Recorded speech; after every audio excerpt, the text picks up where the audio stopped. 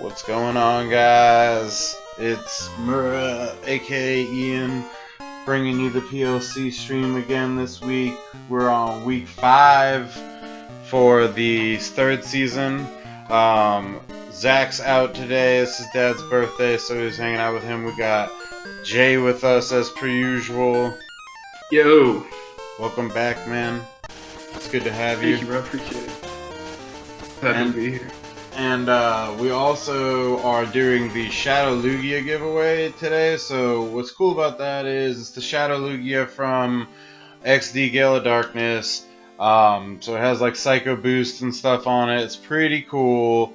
And you'll be able to get that by the GTS. Same as always, you can deposit a Magikarp into the GTS, ask for a level 100 Lugia, and I will ship you off this PLC official Shadow Lugia with this moveset. It's also battle ready. It's got like the stat distribution all ready to go and comes with Choice Scarf. So really cool giveaway this week. It's a pretty sick giveaway. I like to think so, you know? Yeah, I think so. Word, Hershey's back in. Hershey, if you go ahead and deposit a Magikarp, you can get this nasty Lugia as well. A nasty bull. Oh yeah, I also got my brother with me instead of Zach. What's up? Got Austin coming with the color commentary. And so yeah, Shadow Lugia, it's cool. How you feel about this week? You saw some of the matches, Jay. Man. This week was really up, like, it was really split. You had the matches that weren't so close. They were like 4 or 5-0s. And then as like we go down the stream, we had the matches that were a bit more closer. And the time limit of each match, pretty much those stories, like the ones I spoke about earlier, are around like maybe 6-7 minutes, and then the ones that are usually closer are like 10 minutes, 12 minutes, around that range. Yeah, we do have some pretty long matches this week. So I mean, it's as we get in, I mean, doubles already is a little bit shorter than singles, but as you get into the season, people start seeing your tactics and getting used to it, or bringing new stuff, and like some of the battles can either be super quick or like really, really long. Yeah. Yeah, so before we get into the matches we're going to watch, I just want to reiterate one more time. If you want the Shadow Lugia, just go ahead and deposit a Magikarp into the GTS asking for a level 100 Lugia. Let us know you dropped it in there and we'll send it your way. So without further ado on that, we've got the matches. First up will be Jalen versus... Steven. I'm Kid Sid versus Dizzy. That's Steven. Yep, I'm Kid Sid, as would normally be a commentator too, but him and Zach been shady and flaky lately. Oh, come on, man. Don't say that. Come on, bro. Steven in this has had a rough season. Jalen's also kind of had a rough season, but he's been not doing terrible. Like, definitely by this match he was doing better than Steven. Steven was saying it in a joking manner, but lately I think the turn of events with his characters has made him to like, he was saying he hates the league in a joking way, but yeah. Yeah, he's not having a good time.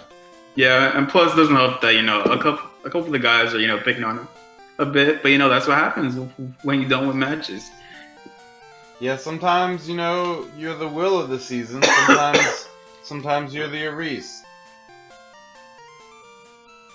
But this match is crazy because they're both kinda on the lower end. Let me check what the standings are as of before this week. So yeah, it's actually Jalen's got 1-3 with negative 10 points, and then Steven's got 0-4 with negative 14 points. Oof. So yeah, he's got a large deficit in the plus-minus era, so if he's gonna make playoffs, he just has to basically probably win all his next matches with flying colors, including this one. Yeah, I mean, hopefully he does it, man. I mean, we'll see the outcome of this match soon here in a second. Does Jalen have to play it? No, Jalen did play it. He's dizzy. So, just get into his team a little bit. I am not sure why Jalen has so much, like, so many things that could benefit from rain with no rain. Right. No rain whatsoever. And then he dropped his Murkrow this week, and that was a Prankster gave him the ability to get priority Rain Dance off, which is pretty clutch, but still. Now he's got no rain, he's got all this rain stuff. I agree, that was probably like the most questionable move of this past wire. Like as you just said, he may not have a rain setter, but that was still his only hope besides the Ludicolo to really just take advantage of, the Prankster. Yeah. And just get it off. And now he's just stuck, man, with all these crazy good rain mons, but now he has no rain setter. Yeah, we're trying to see. Is that a Raichu on Steven's team? Yeah, it's a Alolan So he Raichu. traded for that, right? No, he drafted that. He loves him some Alolan Raichu. Somebody else wanted him, though, right? Didn't Reese want him? Reese wanted regular Raichu. Oh, I didn't know there was a difference, sorry. Yeah, I mean, there is. It's hard to keep up with Pokemon these days. But, so he's got the Kingdra, which I can only presume has Swift Swim. If he doesn't have Swift Swim and he has Sniper, I mean, I don't know. Then he's got the Gramble, which I think this is his first time using them. So that's exciting to see. And we have Rhyperior, who's made his way through a few teams already.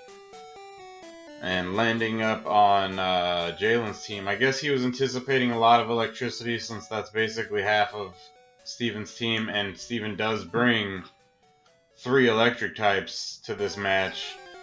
So he's not much variety. So he was anticipating getting some free boosts off of these electric Pokemon that Steven's amassed. And then he has the Pidgeot, presumably not his Mega again. We don't know though, because last week it wasn't his Mega. Maybe this week it will be. Draglage. He's got a lot of Dragon Pokemon on his team, so he needs to change that up for sure. And then Swampert, which he doesn't have the Rain Setter again to maximize on. Yeah, I agree. What do you feel about Steven's team? A bit hard on Steven these past couple weeks, but I actually really like the way he made this team. So he first off is the Sceptile, which is Mega.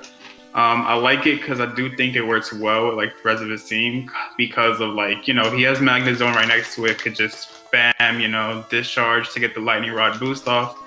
And Mega Sceptile already hits like a truck with a special attack stat. I like that, he knows he has a ground weakness, so he did bring Emolga, which, obviously flying type immune to ground. I like the Alolan Raichu. I do like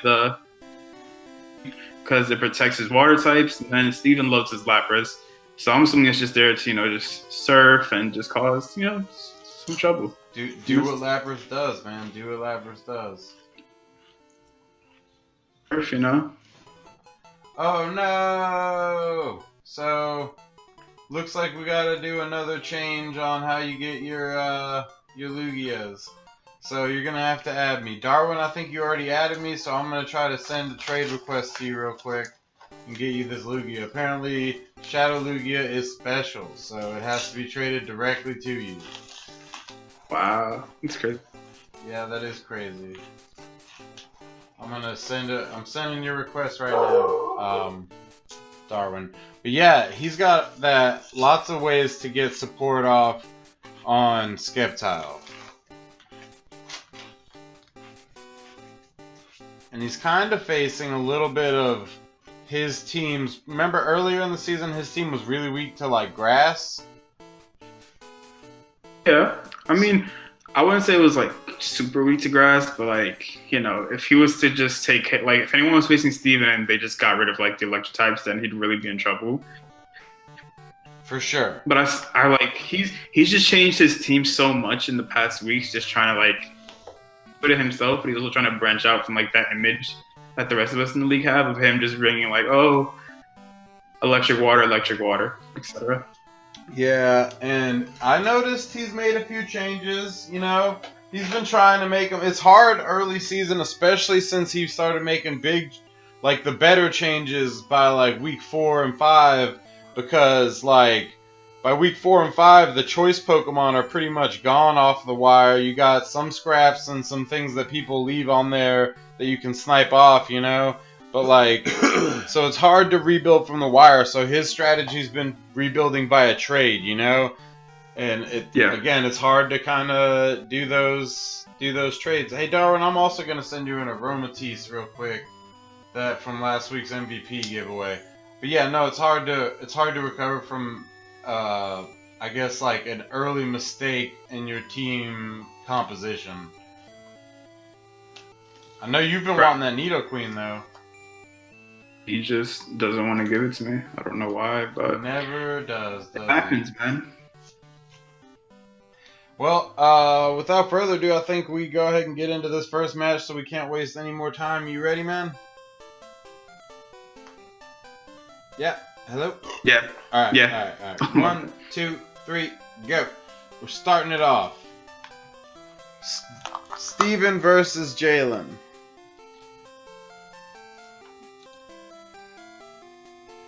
Some of them take a little bit longer to start because, like, so I do music for all of these for our players to listen to when they watch the rematches themselves, like not on the stream, and so some of them have intros that are long because I try to like add a little, you know, a little pizzazz to it.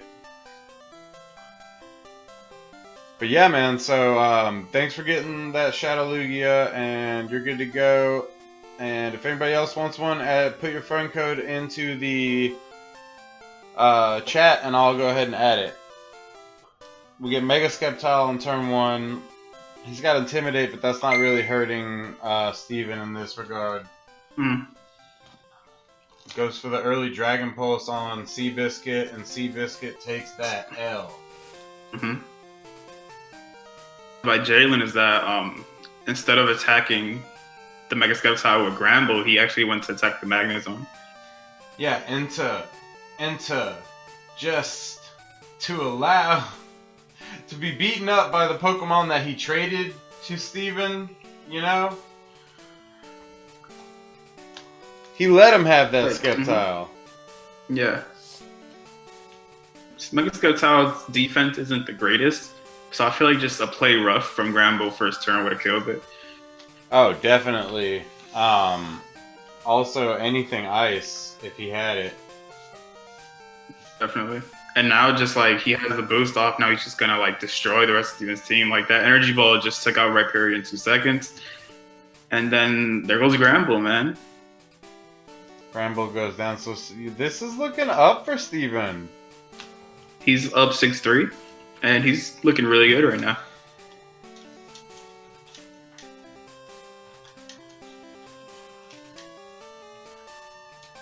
I'm proud of him this week.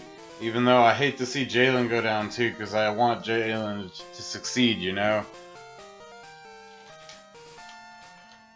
Again, like, I question his choice of, like,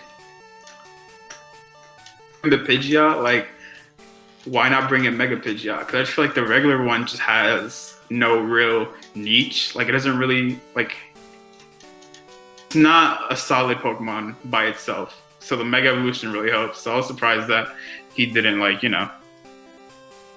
Yeah, and I also, like, I really love... Whoa! Did he do a Z-Evolve or whatever? No, Mega Evolution. Mega Evolve? I really love Skeptile in general, dude. Like, he's one of my favorite Pokemon. I don't know what Jalen was thinking here, man. Like, an Ice Punch from that... One Ice Punch from that Swampert would have killed. Why's that one Pokemon standing backwards? Because he's using his tail in offense, dude. Some, you know, Pokemon are from nature, so they use... No, they're not. They're from pockets. They're pocket monsters. They're monsters. They're pocket slaves. Monsters really. are aberrations from nature. No, I'm just kidding. The Discharge takes out Pidgeot. which had a focus sash on it, and I know it saved its life and let him get the kill, but I'm just not a fan of focus sash on most Pokemon. I agree, and I just feel like instead of using Heat Wave, he like should have just Hurricaned. Yeah. Reptile. And like at this point, it's just like a 5v1. And it's not looking great. And Steven's like, I want to maintain that lead. That was smart on his part, and you know, for other players, if you feel like you have a decent enough lead and you're confident, it doesn't hurt to switch out because that does affect, you know, your plus minuses. Yeah. Which obviously Steven was trying to make a comeback as much as possible. This one I was a little skeptical, but I was like, oh shit, like, excuse my language, that guy was going down, but then the freeze dry comes out, Draglage is almost dead, and he sludge bombs. That was a good switch right there, because the sludge bomb didn't affect him, obviously. Heal Bell, which we haven't seen yet this season, it's actually kind of big this week. It makes an appearance, I think, more than once. And the Z move for the kill, where I'm assuming it's kill. There's not a lot of health there. I'm pretty sure that's it. Yeah. One angry Magnezone. A 5-0 for Steven, bringing him to 1-3 or 1-4 -9.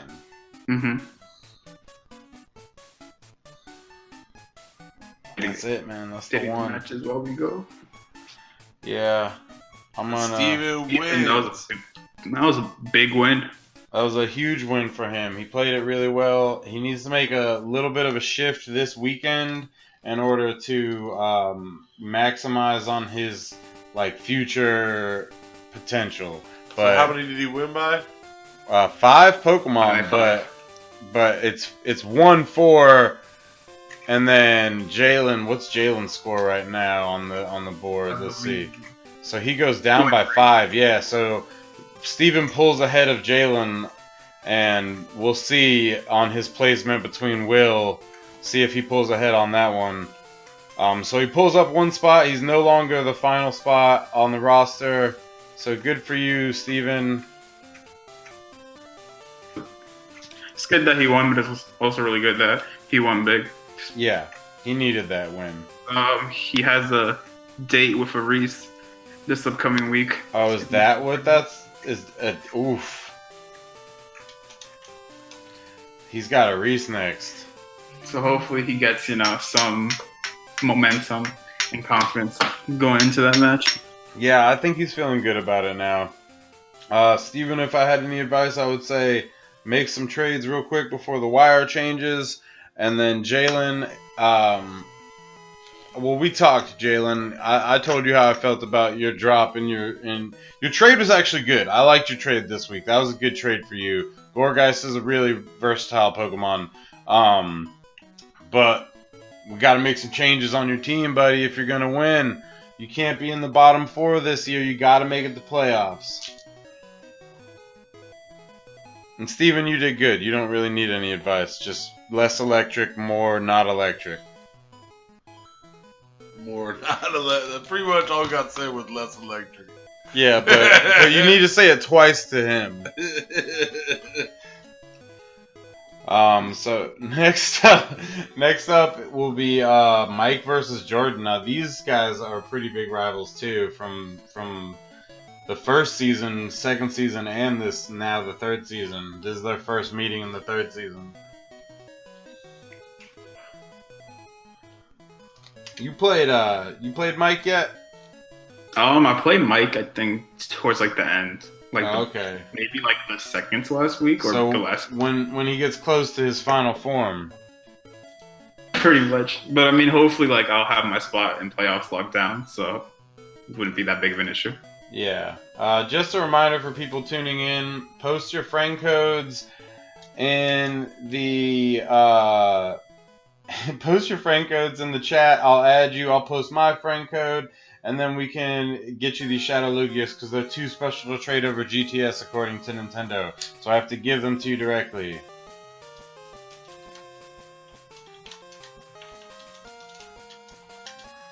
The Shadow Lugias. Alright, so Steven is up in chat moderating.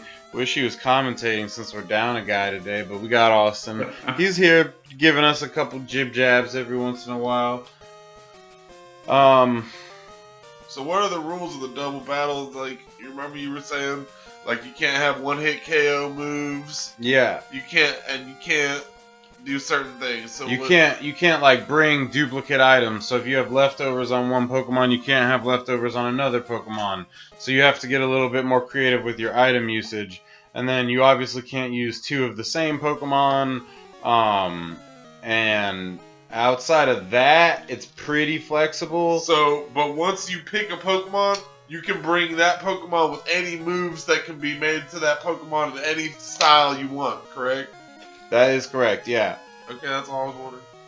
So like the only exception to that being things like Lycanroc that have an alternate form. Since they have a different form, you can bring any of the forms any week. But let's say they had like two Megas or whatever in Charizard's instance. In Charizard's instance, we would either have two different Charizards on the roster, both of which had their own distinct Mega, Charizard Y and Charizard X, and they could not be on the same team together. Outside of that, this, there's no more rules, I mean, no one-hit KOs, no double evasion moves like Minimize. So this next match between Jordan and who's Hendo? Hendo's Mike. Mike. You met him. Did I meet Mike? Yeah, that Mike. Okay. Reese's brother, right? Yeah, okay. And Jordan's over here really kind of doing too much with his team this year. Really? You think so? I think so. Like, I talked to him about it, but he made some good shifts this weekend for sure. But he was doing a little too much for a while. But there's some things in this match that I'm going to talk about that kind of like, actually, I think he could have done better, maybe turned. Anyway, you want to start it? Yeah, man. I'll talk about Mike's team. All right, go for it. So I thought Mike drafted. I think a lot of his transactions have been really solid the past couple weeks. The only thing I was a little scratching my head about was that he actually traded his Mega Heracross over to you. Yeah, now Mike has no Mega on his team, but like I'm not too worried about him because I know he usually has something planned. Well, the mid-season wire is coming up in like 2 or 3 weeks, so like now it's even closer. So he has like the next 2 weeks to worry about, or maybe 3 at most, and then he gets the mid-season wire, which is going to be loaded with Mega Pokemon, and people are going to be shifting Mega Pokemon all over the place. I mean, I wouldn't say loaded. We're actually going to finalize the list this week, or no, tonight actually, and then we're debating on when to reveal.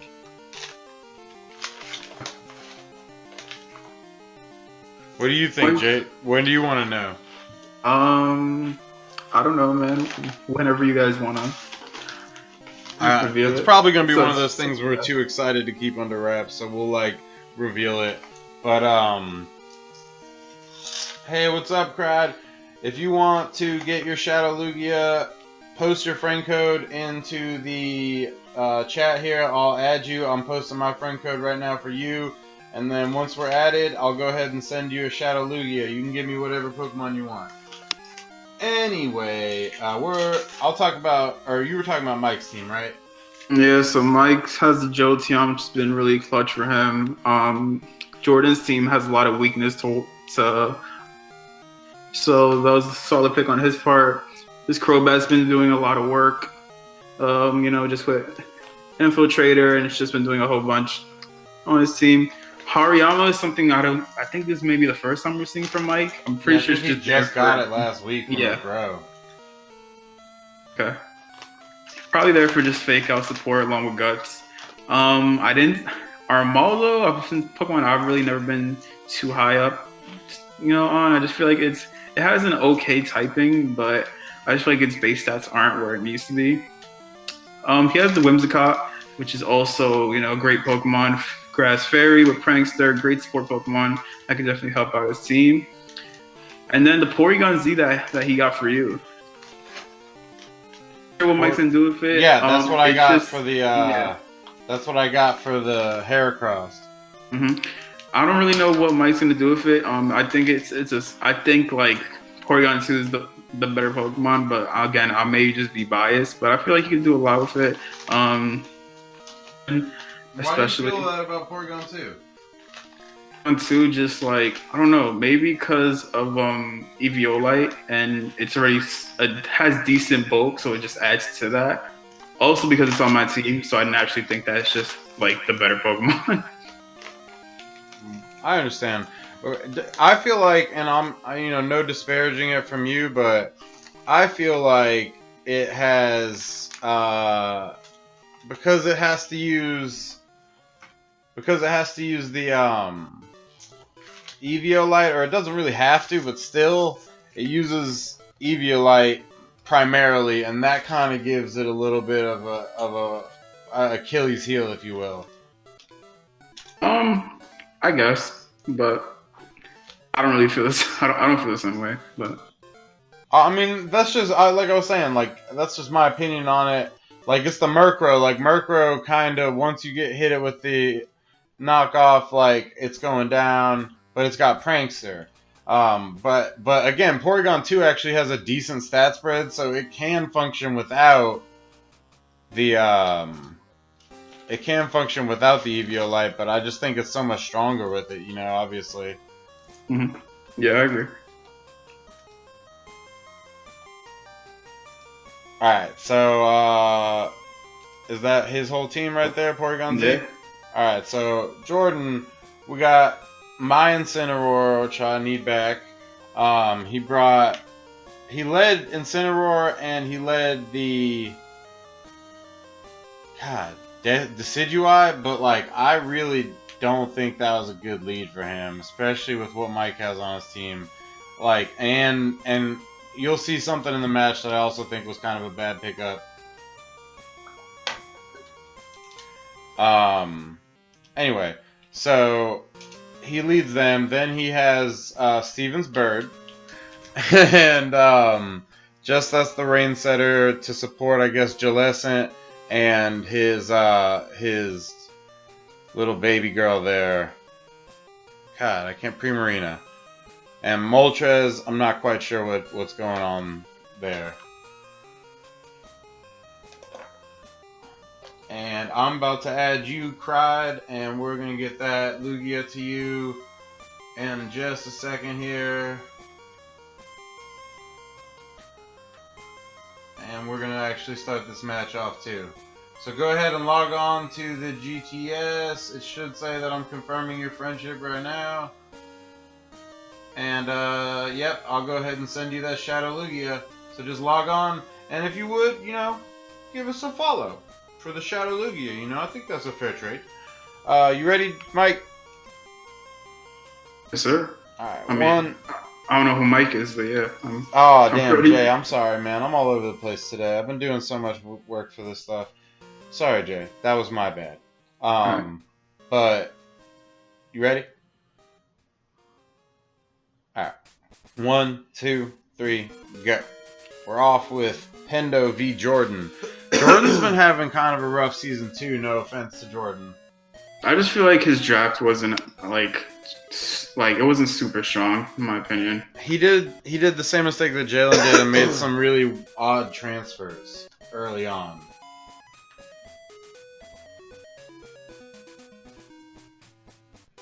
So here he comes with, again, like I said, Decidueye and Incineroar, fake out support, obviously. I don't know why he didn't protect and or retreat this Decidueye. I think he was confident because it does have like the focus sash. So maybe he really wanted it for whatever was about to happen. If that Volt Switch had hit him, it would have been over. But either way, look at the eject button on Incineroar before he even gets to move. He didn't even use fake out. That's a very questionable on Jordan's part. I think it's because, obviously we all know him for fake out. He was like, I'm not going to do it. It's like, still bring it. Like, it definitely helps. So he wanted the decision right there just for, like, Tailwind.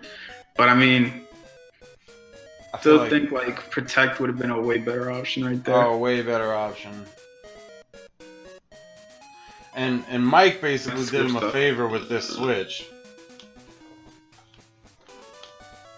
No offense. Oops.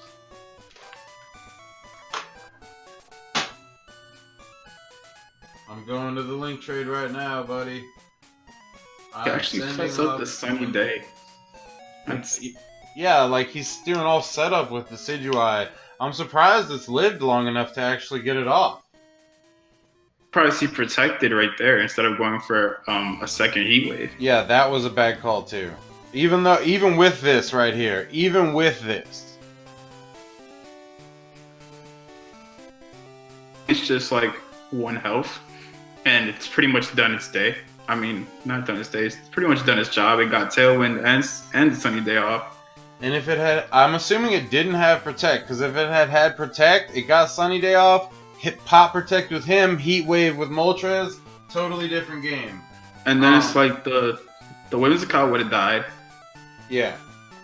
Oh, last turn, which would have stopped the Tailwind from being set up, you know? Yeah.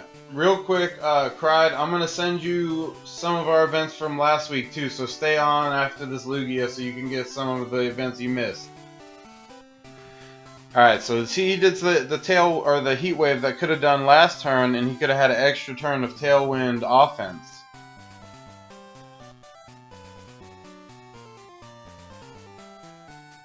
Closer Protect again, like, and I wasn't really sure why. Like, I guess he was trying to protect from the fake out, but like Hariyama can't do anything to Moltres period. And I feel like a Brave Bird, I feel like it could have taken the hit, and a Heat Wave would have at least KO'd the Crobat, in my opinion. Yeah, exactly. Actually didn't take the Brave Bird, so I'm sorry, Jordan. That was a good call. I'm sorry. It's hard, man. Hard watching that. Because, you know, no offense to Mike, but since Jordan's had a rough start, you want to see him do well. You always want to see the underdog do better than the guy that's been winning.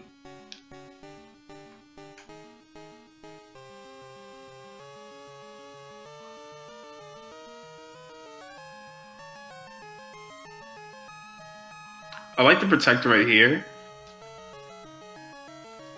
I kind of think Mike saw through that though by that point, because he just felt like whatever Hariyama could do could just kill the.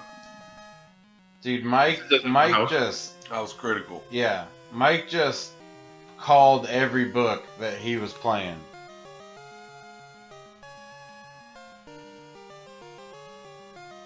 I was surprised at how. Yeah, I was surprised at how much damage. But that was a good move by Jordan. No way did I think that was taking out Hariyama. Surprised he didn't go for a poison type move instead of the Brave Bird right there. Yeah, that's a good point. Maybe he had the choice scarf or the choice band for the extra damage, because he did a lot of damage to that Moltres. The choice specs, yeah, that's true. Well, choice band because he was using Brave Bird. We're talking about Primarina. Oh yeah. I was talking about the Crobat. Man, Shadow Ball does almost. Oh, the berry. I'm not a fan of this though, because people still using these fucking citrus berries. There's better berries out there, people. Citrus berry in the right situation, okay. Like I said, like in the previews, nothing on Jordan's team could really mess with this Jolteon. The Jolteon was just and then obviously Porygon. Yeah, he just sends in Chalessa, but again, Jolteon just gonna be spamming that Thunderbolt, bro.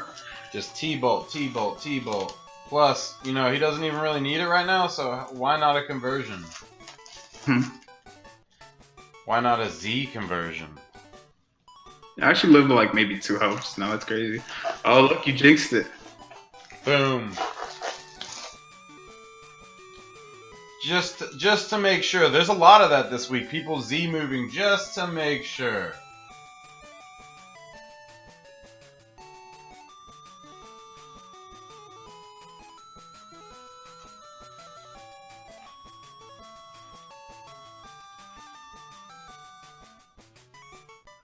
And I got one more Pokemon for you, Cried, and then you can be free to just watch the battles. And that's it for Gillescent. Good game on Mike's part. Good game on Jordan's part. Did you get the win-loss count? I think that was a 3-0. Okay. But I have to go back and check. Not terrible. Just in case. I just think like a big thing. It was actually a 2-0. I just think like again, he was really weak to electric types, and then nothing could have dealt with Mike's Jolteon. And the moments where he protected when he should have heat waved were crucial. I think that was big. But yeah, man. But he's not doing terrible though. His losses are not by a huge amount. Just so you know, this Chansey is Wish Chansey, which it can't normally learn Wish. It was an event in Generation 3, so it is special. Can't you also battle 4 trainers that are on 2 teams? Yeah. That I like to do that post-stream a lot, but there's not always enough players to do it. I wonder if that'd be interesting if we did a season where people had teams. I actually have suggested that, but the general thinking is that it would be hard to coordinate. It's already hard to coordinate 2 people. Yeah, I see. Yeah. It's hard to coordinate 4 people on one day. Especially for some of these other guys. I mean, Jay, you go to college, God bless you.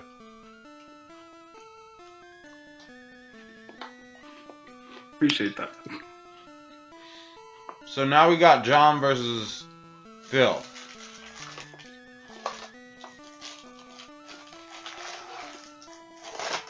What I would say about John is that we've criticized a lot of his transaction moves. And then a lot of us have just been like, what is he thinking? But John's actually been putting in like a ton of work with whatever he's just been getting from like these random trades. I'll say that the last like 2 weeks at least he made, and this week he made some good transfers, but the weeks before that were questionable. Yeah. Everyone was just like scratching their head as to why he did.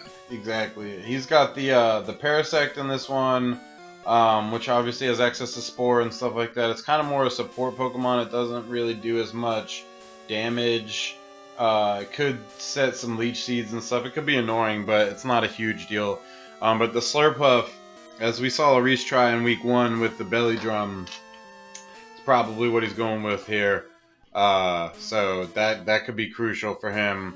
And then he's got his Weather Setter just in case, as well as free Blizzards, because Philip does have a large weakness to Ice. Mm-hmm. Mega Aerodactyl. Aerodactyl's just fast and beastly, and there's a couple Pokemon on Phil's team that are actually weak to a lot of moves that Aerodactyl has access to. And then John's 2 favorite Pokemon, Dewpider and Weavile. Araquanid. Oh man. Araquanid. Yeah, Araquanid, my bad. Dewpider's his little baby form. But yeah, we got those dudes out. And his team's pretty much just changed a little bit every week. It's been the same base with just a little bit of switch up every week. Phil's brought interesting stuff every week, so I'm interested to see what he does this time. So I like the Dusknoir pick because John does have a lot of physical attackers. So like a Will-O-Wisp definitely puts in work, and it also could take a lot of hits. The Yan Mega, just looking at John's team, I don't think was the best to go. Especially since like he has so many things that could just take down both flying and bug types. He also had a lot of weaknesses to bugs though. Yeah, but like you can't just I get what you're saying, but it's not reliable enough for me. You know, Okay. like I get. No, yeah. I feel like against John's team, I personally wouldn't have went that way. Word. I feel you. He got his prankster Volbeat, which I think he was trying to bait out Bruxish, but Bruxish wasn't there. Right. And then Drampa, which has been he put in work a little bit, but he's never fully gotten enough work in yet. I like the Drampa in this matchup just because of like Cloud9. Yeah. So it's, combat the I wasn't even paying attention. But then last time he brought Cloud9. Last time he brought Cloud9, and then people were like, "You should have brought Berserk." So it's like it's a toss up. But he's got Quagsire, which we haven't seen before. But Quagsire, interesting enough, has Unaware, which is really clutch. And then lastly, he has probably the worst Pokemon in the world. Yeah, he dropped it 1 week after getting it. Like its base stats aren't the issue. I just feel like the ability isn't horrible. It's move pool. Yeah, exactly. Like the move pool and like the ability don't really complement each other. Like it doesn't really get anything that's mind-boggling. Like how Altaria has Pixelate, Hyper Voice Pixelate that does like a combo, but just like the best you could really do is just like Explosion. I feel like, but again, that's just me. I just don't like the Pokemon in general. Yeah. I'm ready to get this match started. All right, man. Well, ready? 1, 2, 3, go.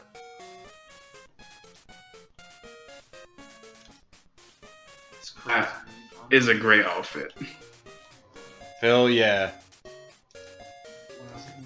You got the Pikachu outfit going on. It just slides around. Yeah, it was like crispy on. All right. But I did was Pressure comes out. no, just Rage powder. That's another clutch move. Parasect can learn Rage Powder. Yeah, man. All the mushrooms, man. I really. I want to. Oh, yeah. I get it. Just chop up some mashed potatoes. It's cheap as fuck. Yeah. Belly drum, right? There's no oil. But now that Slurpup's about to start hitting like a truck, bro. And, Yeah. Kayla actually threw a whole thing yesterday. I mean, they did it. And it was like fucking awesome, man. The skin was like It's crazy. He And, off, but that Slurpup I think is already too fast for whatever he brings out. I wasn't there when she was doing it, but the wings took 5 minutes to do. And we did like, I think the first night we did like 20. In the basket? Yeah. At once? Yeah, and then last night we did like 15 or something. She didn't want to do The play rough just destroys Yanmega. Oof. For real. So you fry them and then you just toss them. Boom, I got it. I was able to do what I wanted to do. Check it. Giveaway. Boom. Oh, it's actually not a Cloud9 Drampa. It's a Berserk Drampa, which is interesting on Phil's part. I could have swore, bro, that he could eat at least one Blizzard. Bruh, I don't know, man. I think Aurora's has like a decent special attack stat. And then it's like combined with being super effective.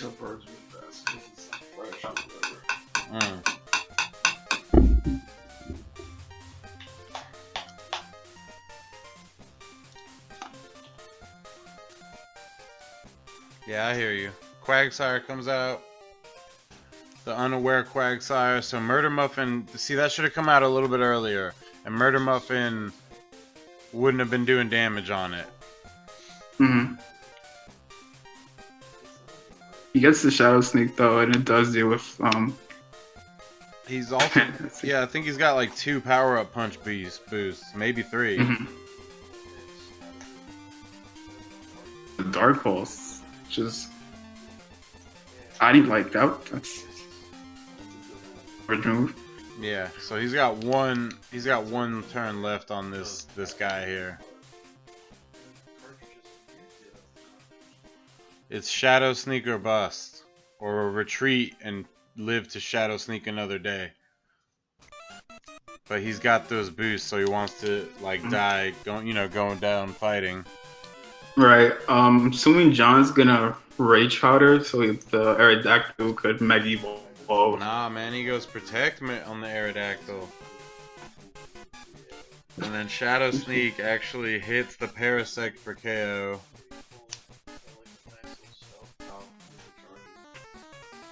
I guess it makes sense because, like, regardless, the Parasect would have died anyway. So then, like, Quagsire would have been free to just Aqua Tail the. Yeah. So props to John for seeing that, because I didn't see that. Yeah, that would have been bad for his Aerodactyl.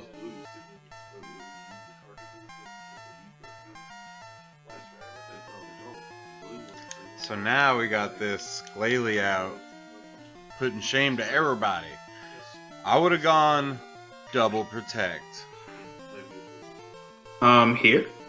Me, personally, because Fake Out.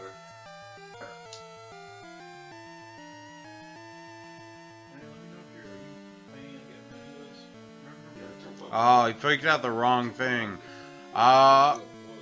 It's not enough though. Damn, dude. Like if he had done his other ice move, like whatever it was, like he probably would have killed it. Mm-hmm. If he had done, all right, so check this out. He actually does something in this next move that would have changed the whole game. If he had done Protect with his Quagsire like he does right now, and then this, game over.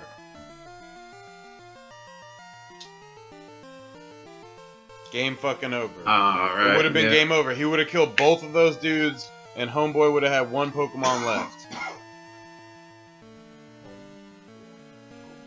Homeboy. Homeboy. I'm surprised that Actually, the explosion didn't kill the Weavile. That's surprising, dude, because that hits hard. It's some ice on ice. It's not. Yeah, but The thing with Mega Glalie is just that, like, it doesn't have the best stats because, like, it's just so balanced. Like, its special attack stat is the same as, like, it's when it Mega Evolves. Now Volbeat's just out here to die. Unfortunately, I'm actually surprised that Aerial Ace wasn't a one-hit KO. Yeah. And stuff like that. But I mean, it doesn't matter. He gets the Icicle Crash, and I think that's a solid 3-0 for John, man. Boom. 3-0 John. Phil takes another L. Sucks about that, but he made some transitions. He actually got rid of that Mega this week, didn't he? Yeah, he did. Much to your chagrin. Like, I don't want to sound like such a hater. I just don't. It's just not my. And I just drafted it because it was just there, you know. Yeah. No, I'm saying you wanted the Mega, right? I was actually stolen by Zach, so I know Zach is here to comment on that. But that makes sense. I sent a message, and then he was like, "Oh, so Zach didn't post it on the picture," and I was like, "Damn, man, it was bad." Yeah, fucking would have been nice to undercut Zach on that trade, I'm sure. Undercut, but you know, me and Zach have a long history when it comes to I'm saying transactions. It would have been just desserts. I agree with that. All right. You ready for the? Well, let's break this down real quick. It's pretty simple on. This is actually Speakman's part. He's got the Electivire and he's got Honchkrow. Mudsdale's gonna get hit by his Pokemon with the multiple attacking, like the area of effect moves, so it builds up its defense. I'm sure. Right. What? Okay.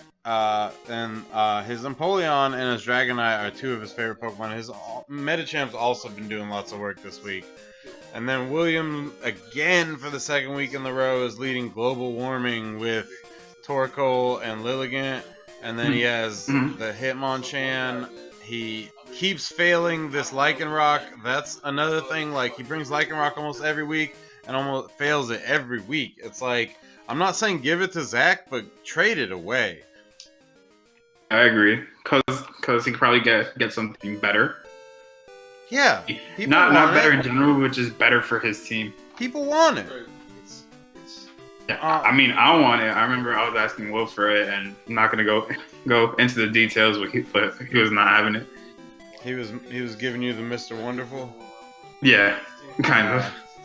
And then he finally can Mega Evolve this week, so he brings his Ampharos and then Turtonator for its first week. And we could just go ahead and kick this match off. Ready? 1, 2, 3, go. Yeah, we can rush through these matches. Talking about the moon. Those who don't know, Sigmund's he's probably having so far of anyone in the league just by like the wins he's got and the margins he's won by. He got a 6-0 me last week, right? Oh, I forgot about that. Yeah, and then the week before that he 5-0'd Steven. So he's been on like this mean tear, man. And I don't know who can stop him, because I still think Chris has like the strongest team, even though I thought him trading away his and Sandslash. But he actually picked up Articuno this week, so that's a nice substitute, Yeah, I guess it could have seen play on Zach's team, and maybe he just didn't like it. He did have a lot of physical attackers. That's true.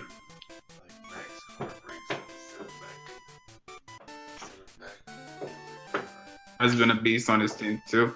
Unfortunately, I didn't last long enough to see it, but like just in the past, it's been putting in a ton of work.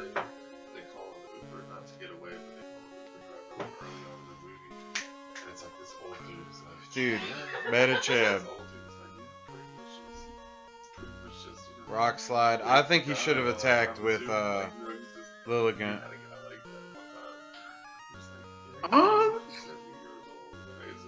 Yeah. I agree with that, but like it still would have been hit by Fake out either way. Oh no, you're right. That was a good protect. Just putting in a crazy amount of work, like eruption with these eruptions. Oh, and then he just took out Electivire, and the Medicham isn't looking so good either.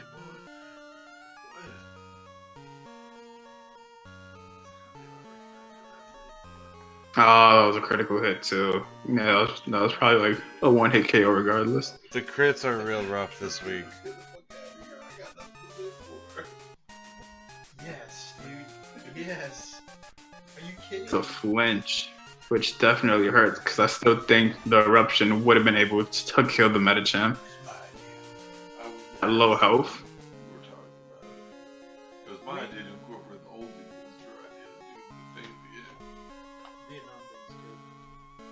Knew your I will like it. Totally seen those nitroglycerin smoke grenades before. Dragon Rush misses the Jackie Chan. Jackie Chan, really? Like, Ali. Boxer. I'm like, it's a boxer. Come on, Will. You don't know any fucking boxers? Like, Balboa. That's a popular one. You could have even made him the Russian. What was the Russian? Dolph Lundgren. Ivan Dragoff, I think it was. Not Dragunov. Dragunov. That was a bad switch. This was a bad switch. Bad switch.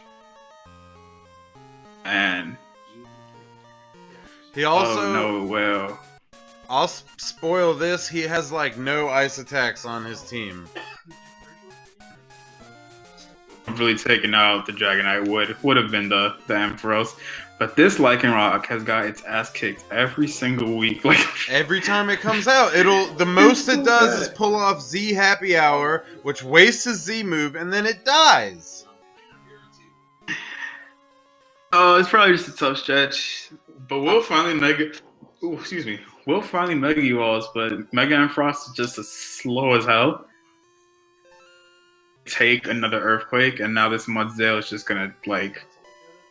See, here's the thing: if he had faked out, if he had faked out the Dragonite, and then done Ice Beam with his Ampharos on either the Dragonite or the horse, probably the horse would have been the best option because he moves before the horse.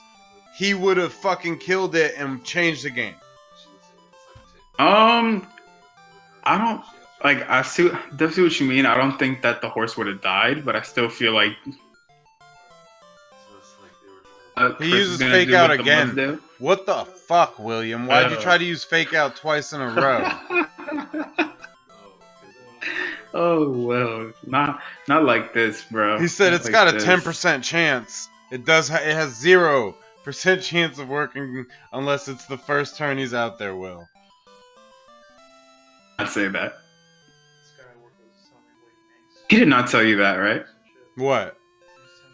No, I was making that up. No, I made that up. Okay, I was like, oh well, come on, bro. All right, while we watch this Tectonic Rage do its work, I gotta say, if you want that giveaway, check out the chat bar. It says to give me your friend code, add my friend code, which is in the chat bar there, 4012 7176 7340, and I will send you a Lugia. Boom. GG for global warming combo. It dies for the second week in a row, fails William, but William's still not doing too bad this season. I think he's shown a lot of improvement from like the last 2 seasons. Oh yeah. I feel like he made some really questionable plays. I agree. But you know, it happens. It does happen. Sometimes, sometimes you get overwhelmed in the moment. You know, it's not super easy to battle in on the spot. Argue with that. Dragonite for MVP, that's what you're saying right there? Maybe. Yeah, I could see that on the running. I see that on the running. Like, for now. Jordan? So far, it's the only one that's come close.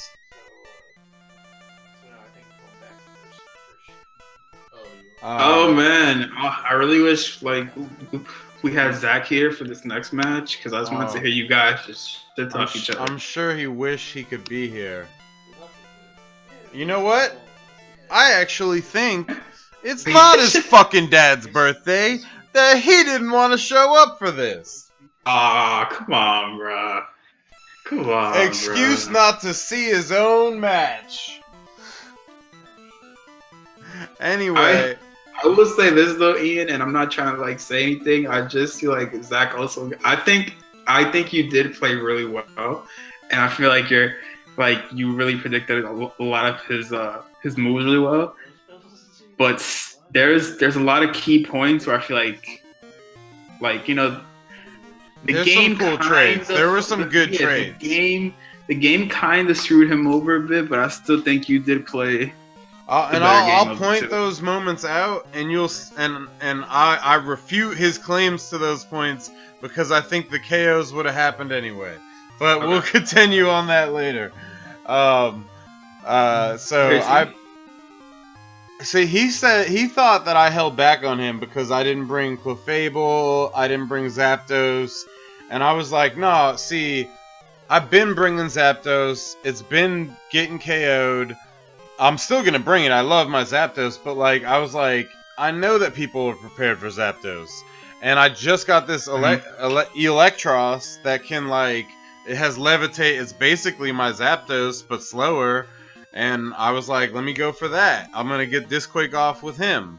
And he's kind of versatile, too. He's got a really nice stat dysplasia.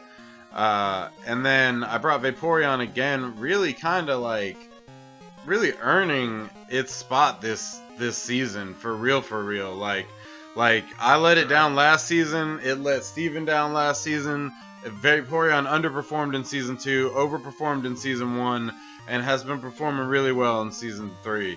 Typhlosion, this is the first time you see my Typhlosion the whole season, and I was in a last-second decision. At first, I didn't have any Megas, and I was like, I'm gonna bring Steelix, because he probably thinks I'm gonna bring Heracross.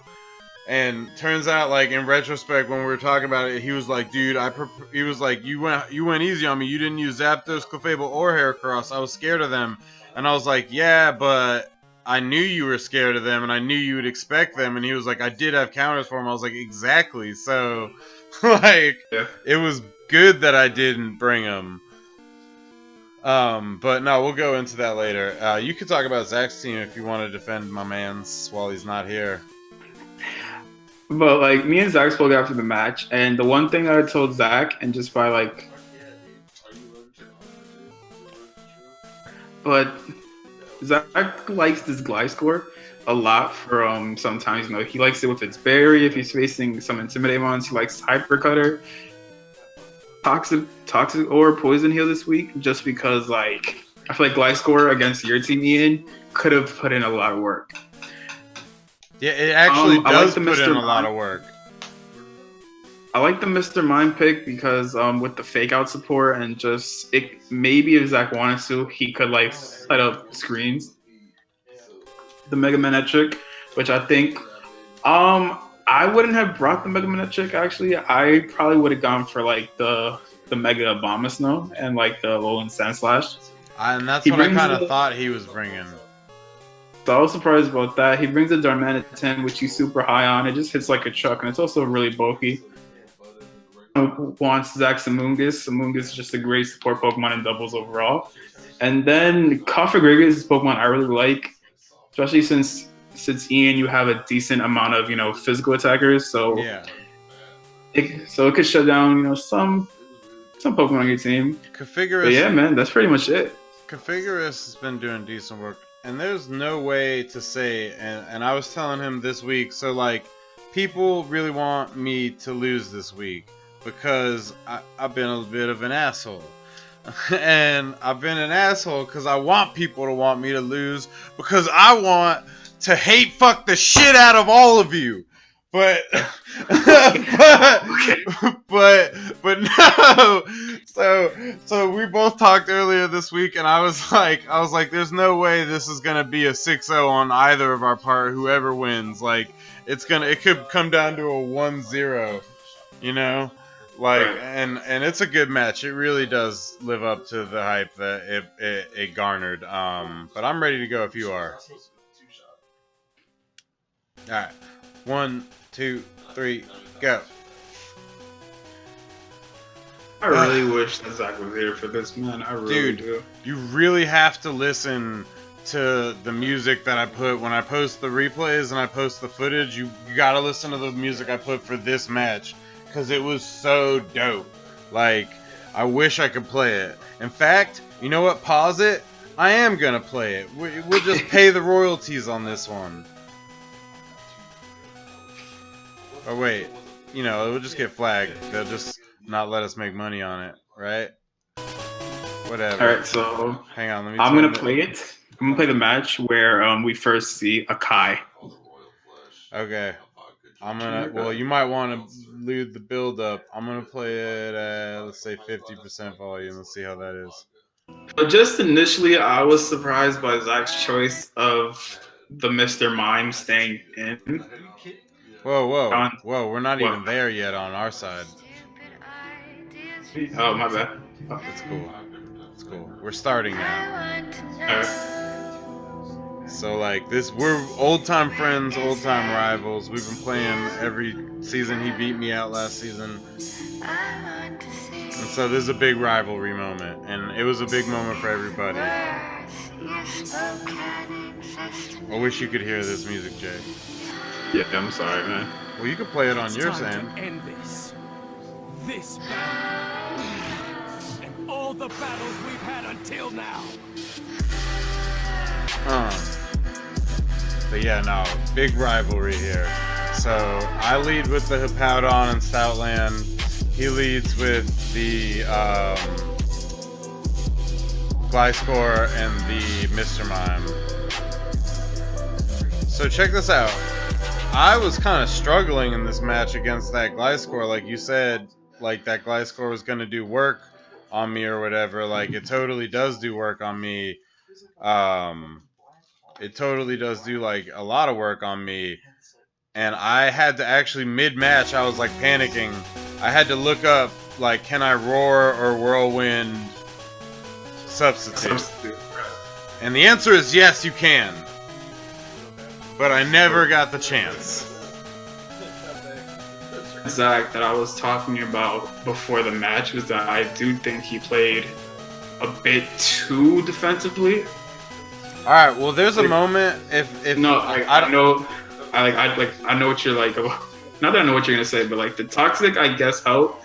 But there was a moment in the match where you did turn that around. That's what I'm saying. That one moment, if I hadn't done that, which is coming up soon, if I had not done that move and brought that move, it would not have. I would have lost.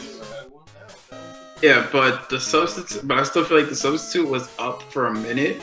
And I told Zach, I was like, you could have maybe set up like some type of swords dance, and you still could have like been able to still toxic stall, because at the same time, you weren't really too focused like on substitute. Like when Dominican came out, I know you were kind of focused on like just killing it because it's a big threat. But I was telling Zach I wish he played a bit more aggressively. Yeah, I feel you. He probably could have done a lot better with a more aggressive approach, especially later game when we get to that. I'll point it out. But the Hippo's poisoned. I know he's gonna go for the toxic on whoever comes in, so I'm like, let me get Electros out because I just used Protect, and I want another Earthquake in case he leaves the Donkey Kong out, but he doesn't. And I'm also like, damn, this substitute, I forgot that he was ground flying, like he can't get hurt by an Earthquake. I was all kinds of panicking about this substitute Gliscor.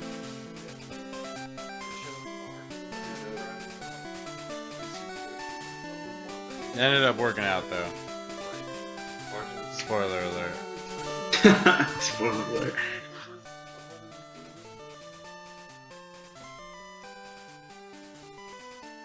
Saying, man, that passive damage, that's exactly why I think that Focus Sash blows. Right. Fucking blows, man. It has like two purposes. And that's to set rocks and to set something, Okay, so this is the moment coming up here that kind of changes it. He goes for Protect with Valvarez, and I had switched in my Vaporeon. Electros goes for the knockoff on Configurus, which actually does a really good amount of damage and gets his berry off of him, even though I lose Levitate. And that's huge on Zach when his berries gets knocked out. And that was an Iapapa, and it would have triggered had that not been knockoff. He actually went for the Calm Mind, which I was surprised to see. I thought like maybe he would try to attack. Here's the thing. Again, like I said, if that had not been knockoff that I used, the berry would have triggered, he would have got off Calm Mind, and it would have been GG. He goes for the Toxic on Vaporeon, and then this is the moment where I'm turning this whole train around, bro. You haven't seen this Vaporeon, because he has Heal Bell. And Steven apparently didn't even know that it heals the entire team. Yeah, man. So that's like three Pokemon that were poisoned. Just it's wiped out. Like just those turns. It just like now there's just like I don't want to say it was a waste, but again I still feel like way more yeah. aggressive. And Because he like went. the substitute is still up. That's not like it's Yeah. way past turn 1 and it's still just there. And he went for Hex there because he was anticipating that I would be poisoned. He fucking did not see Heal Bell coming. Small steps coming. That was a great move on your part. Yeah. It was a last minute decision too. There's too many. I was like, I'm gonna go mixed aggressive support. I want like one support move on him, and I chose Heal Bell.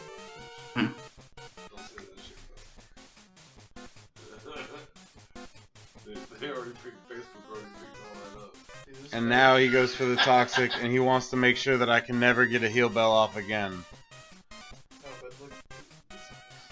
I get a Muddy Water off, the topping avoids it, but it hits Valvarez, and I think it finally takes the substitute out, right? Alright, so Let me see. this guy. Yeah. is like, Yep. I never said And then It's I on go for, let me see. How long is this match? The substitute was up for a good 5 minutes just now. Damn. His sport puts Vaporeon to sleep. This was a very status-based team he brought against me. Like, very defensive. And I figure Vaporeon can either awake by RNG or, like, I don't know, but I'm gonna keep him out there. Right. I get another knockoff, and I think I get a Citrus Berry. Yeah. I didn't think about the Giga Drain. I was immediately like, damn it. While the committee hearings, investigation, party hatred, they have succeeded beyond their wildest dreams. They're lapping If their you guys want to check out the Shadow Lugia giveaway, I'm about to let you know that the giveaway is going on direct giveaway. So you gotta post your friend code and add my friend code, which just got posted to the chat, and we will send you off your Shadow Lugia. And Electros gets a critical hit and flinches. And Pizza Topping gets another Giga Drain off on Titus, which is really good because Titus has a whole shit ton of health, so every Giga Drain he gets is a lot of health back for him. Right. And now Zach can go back to just spamming Toxic without having to worry about the heal bell anymore. And now, like, again, Vaporeon was like, I was to really take care of, like, the substitute. Yeah. If he's just gonna Toxic again. I knew one thing, and I knew that if I was bringing Typhlosion, that he had to outspeed every fucking thing Zach had. So it's Choice Scarf Typhlosion. I like it. I like it.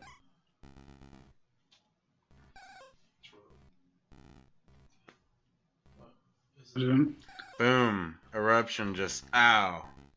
Hidden power, doesn't matter, it's protected. Poison heal, like, I was legit scared of this thing. I wasn't sure what was gonna happen after the, you know, the substitute being up forever. Oh, that's what I was gonna talk about. Yeah, I've been at work since 6, but There's another one where I felt like, I don't know, man. Like, I know you said that regardless, you felt like it would have killed. I think, like, that's coming up. I think it would have been half health, but I don't think it would have been that low. Next turn wouldn't have mattered so much. You talking about when he hits off this? Yeah, when the Typhlosion erupts this upcoming turn after, like, Steelix Mega Evolves. Yeah. That's happening Critical hit, right about right? now. Critical hit, and Manetrix left on red. Oh, well, it's gonna happen next turn since he protects, but Yeah. But this one takes out the substitute though easily. And now he's on the run with I'm finally having him on the run with that Pokemon. he goes for a Rock Slide, which I thought was a smart move on his part. Yeah, for some reason I gotta go back and relook at my Typhlosion spread, but it didn't do that much damage.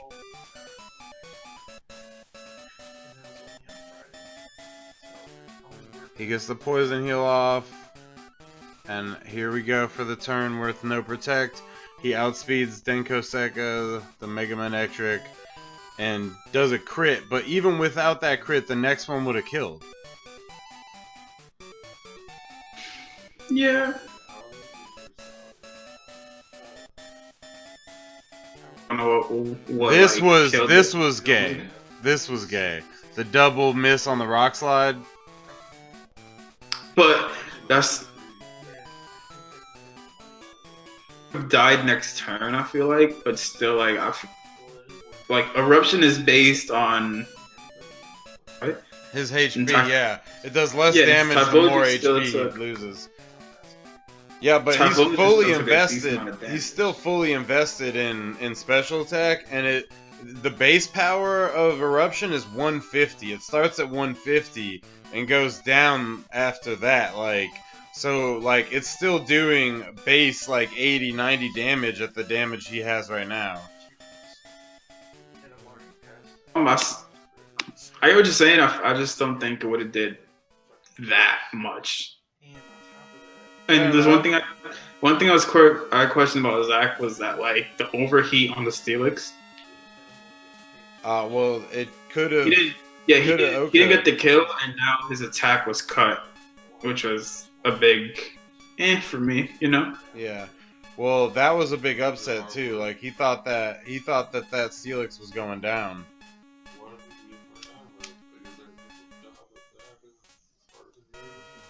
Little did he know, I invested in special defense. Dude, that was smart.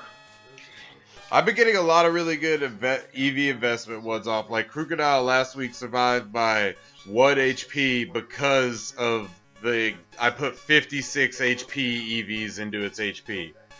Right. So we go for the protect off. Everybody's. What's gonna happen? Earthquake comes out, and remember this Steelix is still intimidated, but he has Sand Force bonus now.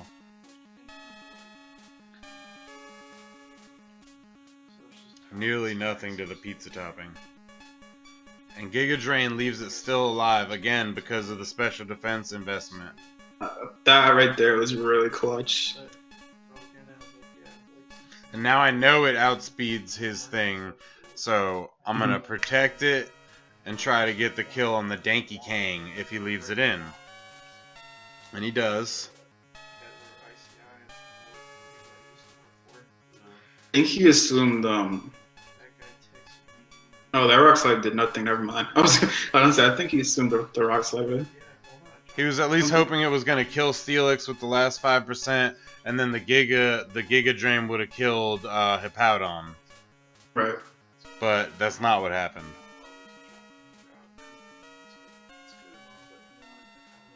But it would have happened exactly like that.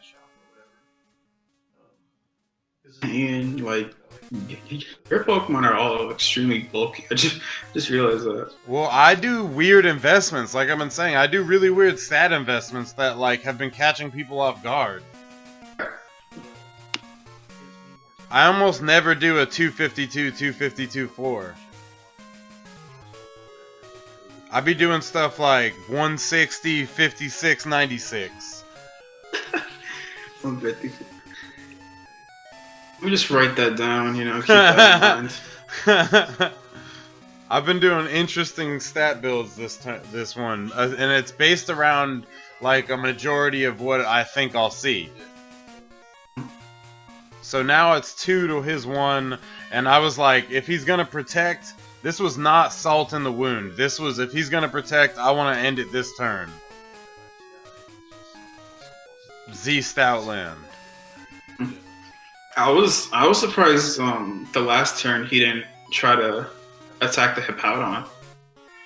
Yeah. He went for the Giga Drain on a 5 health Steelix, and I feel like if he would have went for Hippowdon, he would have got a decent amount of health back. Well, he did know that the Steelix had Ice Fang, and I might have protected. That's another thing. He was thinking I was gonna protect with the Hippowdon probably. And we'll ask him later because he's not here to defend himself.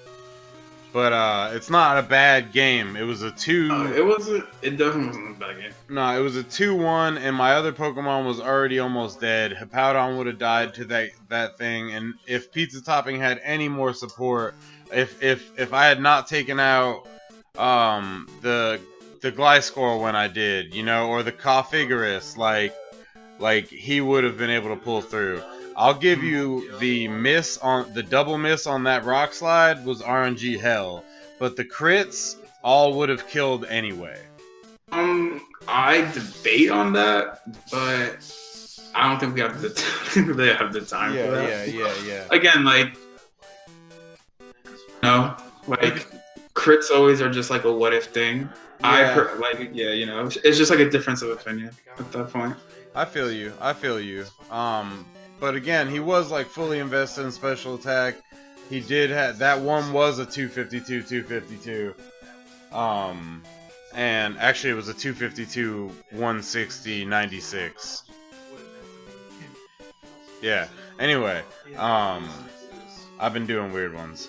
So the next match is Aris versus Jackson. It's so nasty, man. Like, I remember. Did you watch this one? I didn't, but like, I mean, I know the outcome because like it was kind of said in like her.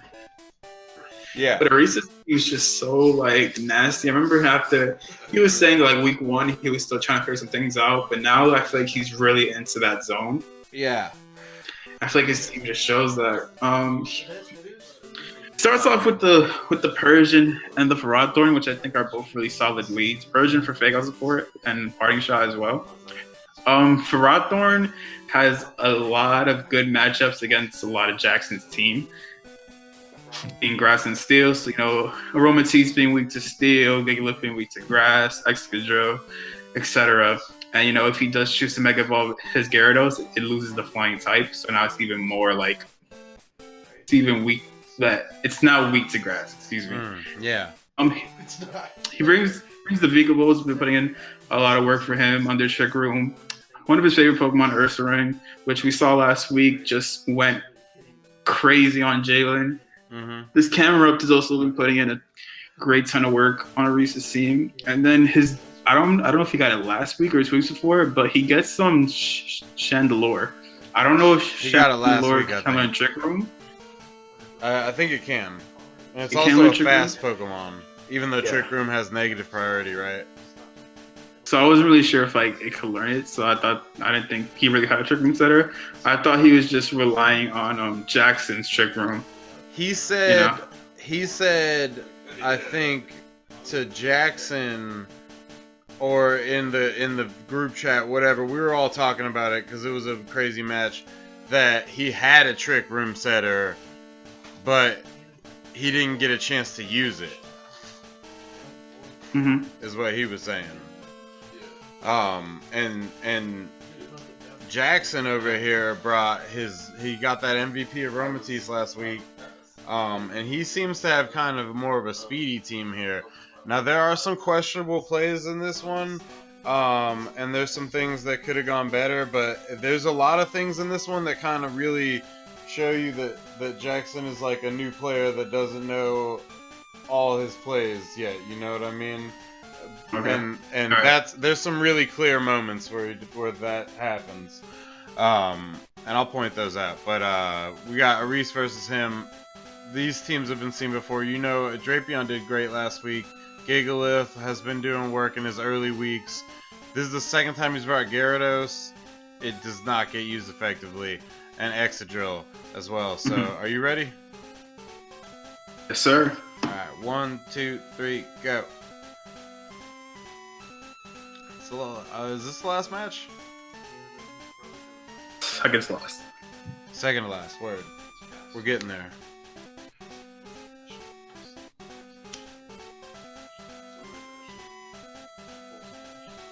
I haven't seen this match, so I'm not really sure like what moment you're talking about. It's pretty good. I'll point them out, but like you gotta watch it. So like he leads Persian Ferrothorn. That's a great lead. I don't think that Jackson was prepared for Ferrothorn this week. I don't think he had like any fire or anything but that's a little thing you learned from me. My signature double protect because of the fake out lead.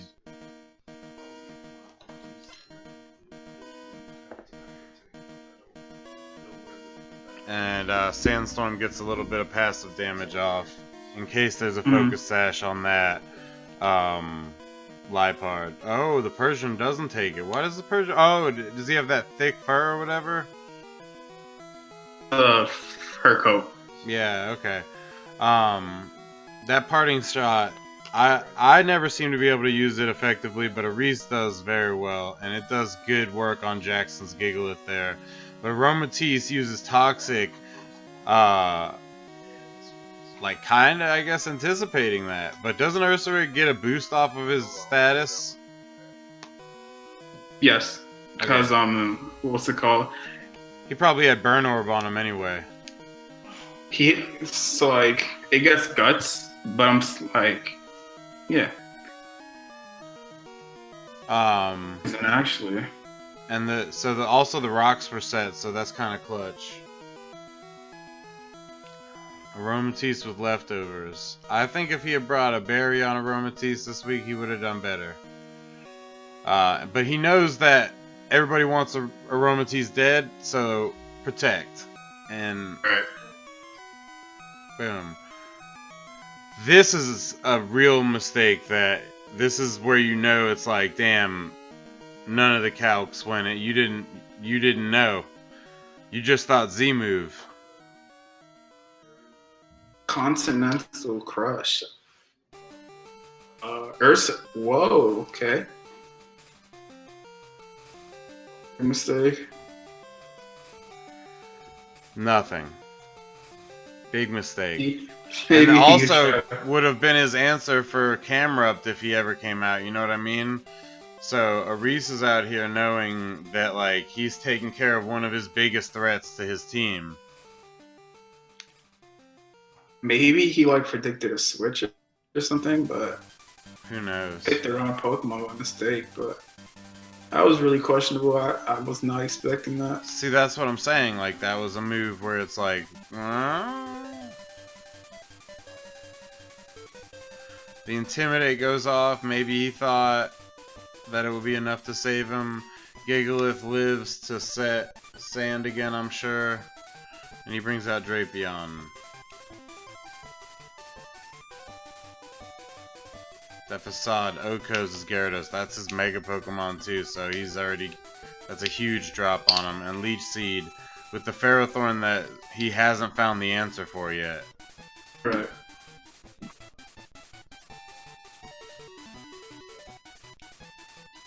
Gummy Bear still alive, but toxic. You know how it is. Definitely.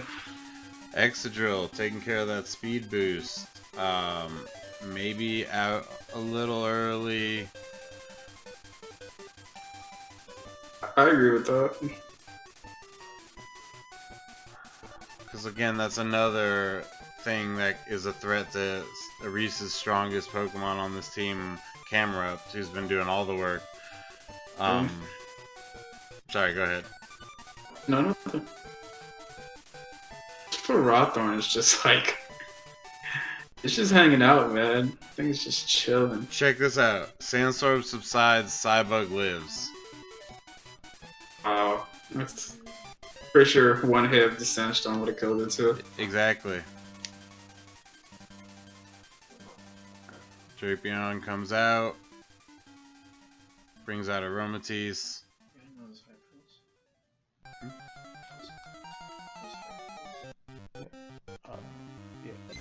No, I mean like not now,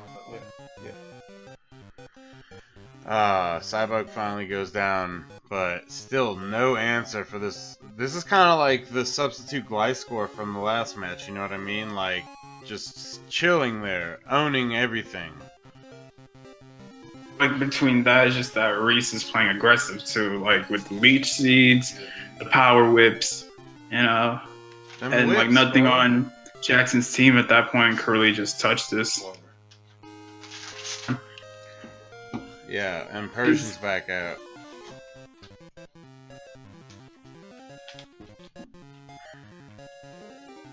switch here from Executor to Drapion.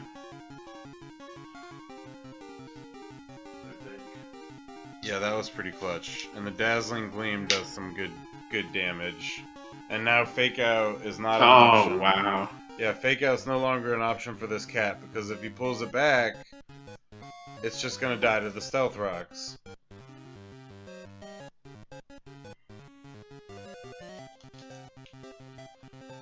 For Rothorn, man, it's just putting so much pressure on Jackson's team. It really, yeah. I'm actually surprised he didn't have. Oh, So he pretty much sacrifices the Persian for like, which I think is a good move play. on Reese's That was part. a good play, yeah. That was the best play to make. Mm-hmm. Then the Beast comes out, of course.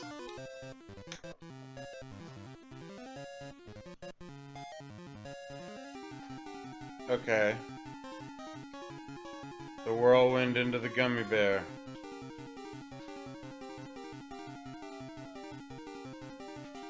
See, now Reese is like, do I bring something out to sacrifice it, or do I go ahead and just let this bear get one last hit and die, or get double protected, presumably? Right. This was questionable.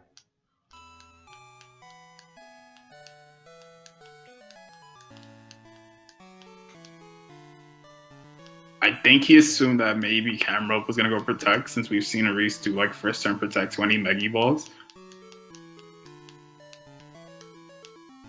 If that Ice Fang had been Fire Fang, it might have been taking care of that that Ferrothorn. And then oof. Just a that's gonna hurt. Poor switch. Yep. Just a poor switch. Now, like, most of the answers to his Camerupt are gone. And I mean, he still has this Cloister, which I feel like as well. But as you said, it's low health, and it essentially wasted the Z move on the Ferrothorn. Yeah, exactly. Persian comes in just to eat the. He's like, let him have it, you guys. I'm sorry. I'm sorry. Go for the protect. Double protect. Okay, just like kill yourself, bear. I like it. Combination of the Toxic and the Sandstorm is probably gonna kill it. Die with honor. Oh man. And now he takes a little bit of damage again from the Stealth Rocks. Oh, but he's got the that Pokemon out still. That can do a lot of damage, presumably, to that Cloister. Protects with it first turn, okay.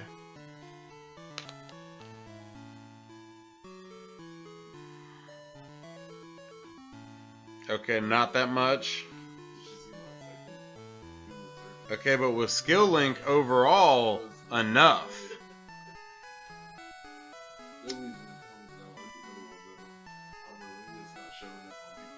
That's still a decent amount of damage considering like he couldn't touch that thing like earlier, yeah.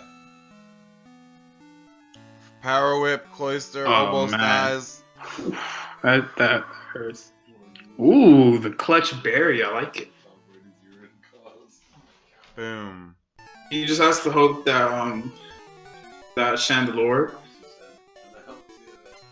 Cloister before he get another skill link off. That was a smart protect. I'm gonna assume. Oh. Yeah. Okay.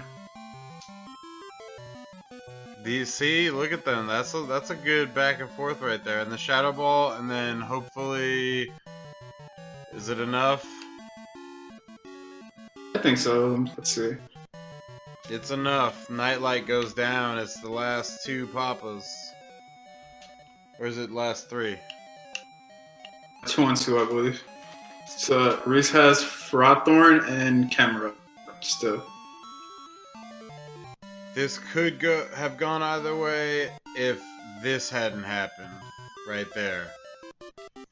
If he had not done that, if he had just done Rock Blast,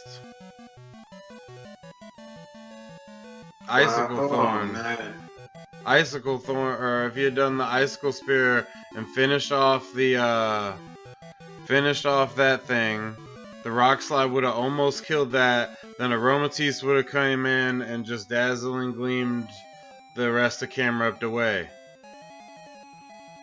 Yeah, that was a very questionable switch. Now he knows it's over, but he's not going down. So he Icicle Spears. Oh, he said, "Fuck that Pharaoh Thorn." He gets the crit, but like, oh man, that's a shame because like that switch, wow, he probably could have won the game. Yeah, by 1. But instead, Aris wins by 1. So like 2 moves, 3, maybe even 4 moves in there that were like, that was just like experience over inexperience. That was a good match though. It was a really good match. Ooh, this is the last match? So far, This is the last match right here? which one? You versus Josh? Yeah, I think so. Alright, do you think anybody was MVP necessarily in that last one? Pharaoh Thorn, maybe? Hawthorne for sure definitely like put in a decent amount of work. It really kept a lot of pressure on Jackson's team. I agree. And I just feel like, yeah, I think it just definitely put in. Any candidates from my match and Zach's? Not really. Maybe Typhlosion from your side. It did damage, but I don't think it really like Steelix, I mean, I guess, but like so far it's been like a toss up between Hawthorne and you said his Dragonite. First match. Alright, so we're on you versus Josh now. Josh coming salty with the Comfy. He wants his Comfy's MVP. Yeah, man. Josh loves that thing. He's willing to fight us. He made about it. He made a fuss about it. that was funny. That was hilarious. So right now the two MVPs, Dragonite and Pharaoh Thorn, are the 2 possible MVPs so far. And now we're gonna go into this match where it's you versus Josh, and like the team combos up here, it's a little back and forth. It could go either way. I agree. I could talk about Josh if you want to. I mean, obviously. Talk about mine. So my leads were Bronzon and Milotic for a very specific reason, as you guys are gonna see at the start of the match. I brought Porygon 2 as a backup check room setter. Also, because it just does a decent. There's nothing going to seem like really kill it except for the Breloom, but I had a lot of answers for it, so I was really confident that Porygon 2 put in a lot of work. I get Cuddles, my Beware back from last week. This was just like a test run, also because I want to see if it could take on the beast that is Mega Aggron. Going back to Mega Aggron, I also brought in just to see if I could just kill the thing, because it's just so bulky, and it also has that I forgot the exact name of the ability, but the thing that like 1/4, it takes off 1/4 of super effective attacks. Wait, which Pokemon are you talking about? Miraculous Mega Scale? Aggron. Nah. It's like Hard Steel or something like that.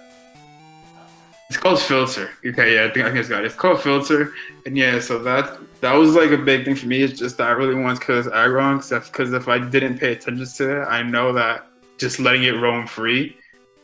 Yeah, and then of course I have my Sableye. It's pretty much been a really consistent game. He just brings so much to the table with his moves and Prankster, of course. And yeah, man, that's my 6. Nice. So on Josh's side, he's bringing in his. Did he just get this Breloom in trade last week?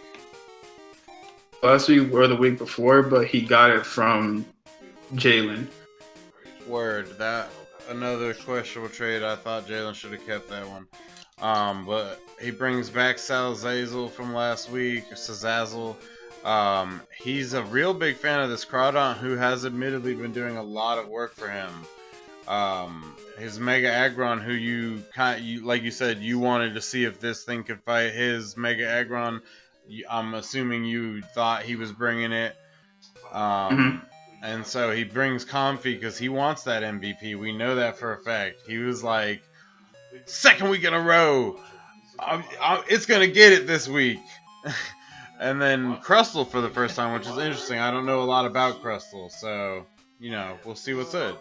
It's a relatively slow mon that just works really well on the Trick Room. Okay, you ready? Alright, 1, 2, 3, go.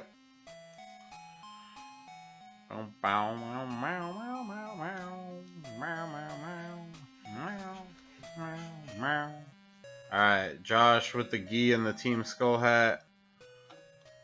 I think I'm rocking the exact same hat on my side. Oh, snap. I was doing Bloom were his setups, and I was actually really happy that he led that. So pretty much, we're like super effective to each other in like a 4-way. I was hoping he was going for Spore on my Loaded, because I was hoping he thought he could just handle the Bronzong, which is kind of a part of the plan, because as you can see, he does Spore the Milotic. At the end of this turn for the Flame Warp to activate and Marvel Scale to activate, which raises my Milotic, who's already extremely bulky, defense up by 2 stages. And I also have a lot of the physical attacking investment onto it. So now I know it could take a decent amount of hits. And he actually went for the Spore again, not knowing that I was Burns. And you can, Spore something that's been, already So he went for the taunt from the Salazzle onto my Bronzong, which I actually misplayed hard here because I know that Z Trick Room would have went out regardless. The Z Trick Room was because I wanted the accuracy boost on the Hypnosis, but since I was taunted, I couldn't use it for like 3 turns, and Trick Room's only 5 turns. Problem for me. He brings up the Mega Aggron thing would come out eventually. Yeah, of course, Mega Aggron. I used the Gyro Ball just to see if Breloom would have stayed in. It didn't, of course. Mega Aggron took the hit, and I tried Scalding the Salazzle, but it protected. So I think he sends out the Crawdon, which is Larry, to try to deal with the Bronzong.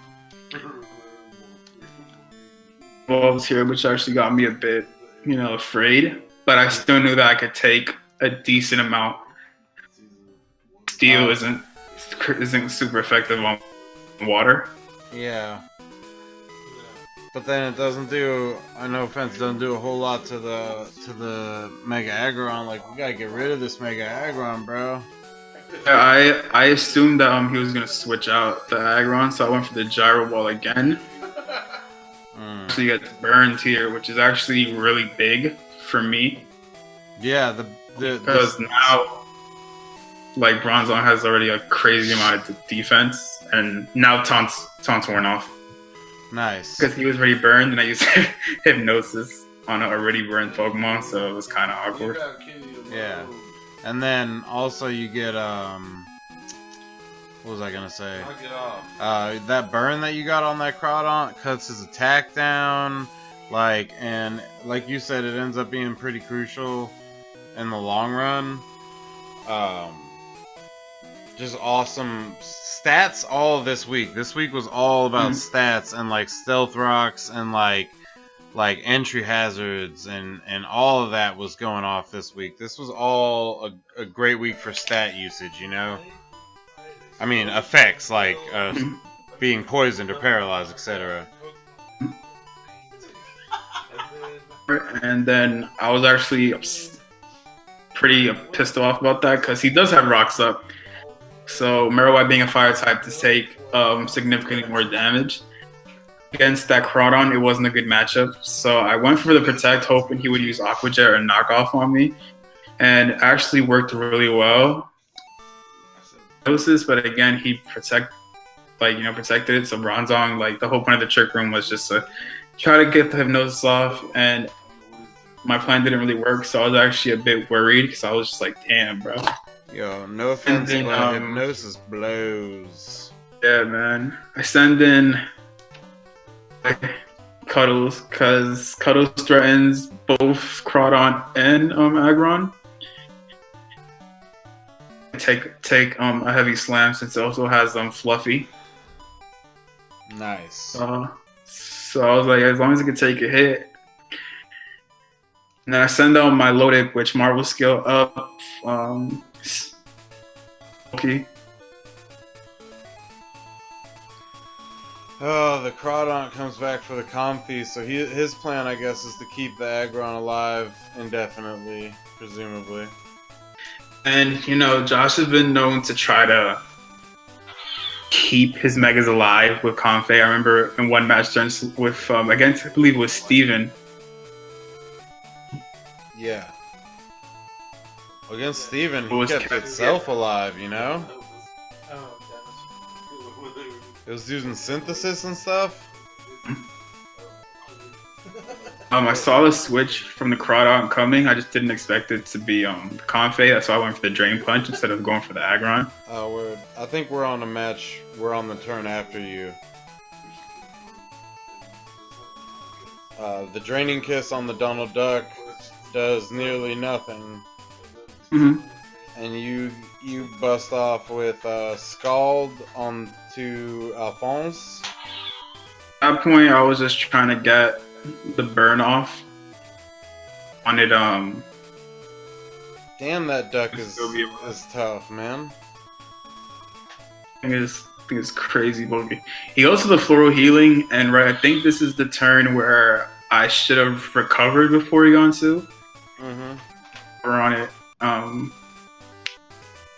I did have recover on it along with my Lodic, but I'm not sure if it's this turn or the next turn that I go for an attack. Donald almost dead. Yeah. You go for. So I went for the Trick Room right here. I probably should have went for the recover because I know it still would have taken a decent amount for him to kill the Porygon 2, and then I could have turned my focus onto the Comfey, which was like the biggest issue. So as you see, I realized my mistake and I switched out just to see, like, because I kind of wanted to preserve the Porygon 2 for later, and I also knew that if the next heavy slam, I could take out this Comfey, no problem, with a Fire Punch. Yeah, absolutely. Yeah, so Marowak survives. Thing has a decent amount of. So I get the Scald off. Another on Comfey, and it gets burned. Protected with Aggron this turn, expecting the Fire Punch. If I'm not mistaken. Oh no, he went for the Floral Healing. Yeah, he can't protect because he needs that healing boost. Okay. But you do the Fire Punch, just not on Alphonse. You do it on the Comfy, which does enough to kill it. Yeah, because I didn't want to deal with it anymore. Like, you know, I knew he was gonna spam it. So at that point, again, since Aggron has the filter ability, it's like, do I keep hitting this thing and it keeps doing, 30, 20%, but then it just gets healed up the next turn. Yeah, and you know what? You knock that Comfy right out of the running for MVP. Yeah, so now none of his Pokemon can be healed again, and I'm feeling confident because Trick Room is up. The Trick Room is crucial that now that you have that up. I believe I went for Earthquake right here. Double Protect straight out of the playbook. I think it was Drain Punch. Yeah, okay, it was Drain Punch. Because I wanted to Earthquake next turn just to see if like his Salazzle would fake out. Yeah, protect or fake out. So then next turn I could hit it with the Earthquake, no problem. And your Milotic's just eating everything and staying alive. And that thing is just, I made it extremely bulky to physical attacks since my Lord already has like a crazy amount of special defense Yeah. HP. And obviously you don't have Assault Vest on because you're using Recover and stuff. Way more. I was actually upset that the Salazzle. And I was upset because I didn't bring Fake out on this. So if I would have just faked him out, I would have killed him, and then I would have got the higher percentage. right. Drain Punch. Almost kills it. I wouldn't have had to quash the Salazzle if I just had faked out, and since it's 1 health, I would have killed it. Automatically. And I would have, and then didn't even target say what? And he goes down and takes that Cuddles in the process. A very unfortunate turn of events. But I mean, you know, we all make mistakes. Mhm. I think I still have let me see, I think I have 3 Pokemon left. But my main mindset just going into it was just like nothing on his team can touch this Milotic. Like he could do whatever. Like I'm down 2-5 right now. And he goes for the taunt, which fine, because I was actually hoping he would have went for the attack. Yeah, because it might have changed the outcome of this right here. Yeah, because then I get him with the Thunderbolt, and now like it's starting to be like the playing field's starting to change a bit because now I took out his 2 main heavy hitters. Mm-hmm. One comes out, I know it can't Spore me, and I know my Porygon outspeeds the Crawdon for Mach Punch on Donald Duck. It KOs it. But he has Burn on, and the Life Orb kills it, right? And the Life Orb killed it. That's another order. Ice Beam onto the Larry David. Larry the I Lobster. did Ice Beam because I was. Sorry. Rillaboom had Life Orb, but I do know that I still would have outsped it, and I still would have killed it. So I was good because Porygon probably would have taken out Crawdon with a Thunderbolt, you know. Yeah, and now the pressure's on. It's 2-1. Who do you hit? And you hit the Lost My Shell with the Scald and get the Burn again, like for the 4th time, or is that the 3rd time? But that was big because now I know I'm low health. I know that he can't kill me without a Shell Smash. That's crazy. So it's like, you know, I'm still taking burn damage, but now like the taunt already wore off. Nothing on his team can touch me at this point. So at this point, it's just a game of recovering and trying to like slowly break his team down. Let me ask you a question. I don't know what's on this lobster, but do you think if he had Aqua Jet there, would he have killed you? There's no way he would have killed me, in my opinion. Okay. Because like it's burned with the HP, like it's burned. He maybe gets the 40 stab.